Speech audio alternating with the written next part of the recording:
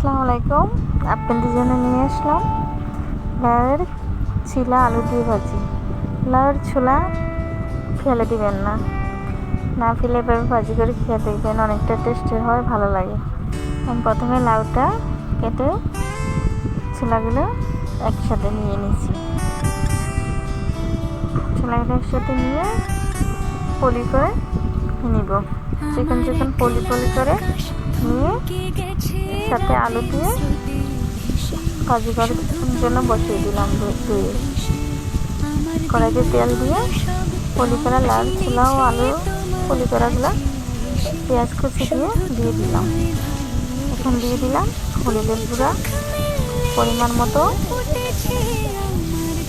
লবণ, তারপরে কয়েকটা কাঁচামরিচ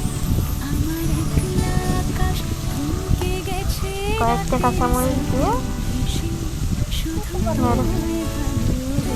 নেড়ে ছেড়ে মিশিয়ে নেব।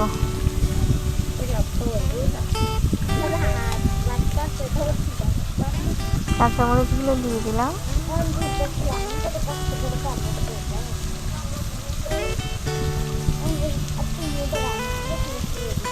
নেড়ে ছেড়ে মিশিয়ে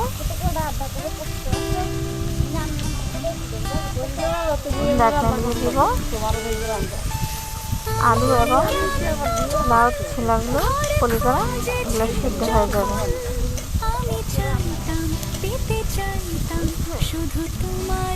এভাবে লাউয়ের ছোলা না ফেলে দিয়ে ভাজি করে খেয়ে দেখবেন, অনেকটা টেস্টি হয়, অনেকটা ভালো লাগবে। আমি আবারও নেড়ে ছেড়ে দিচ্ছি।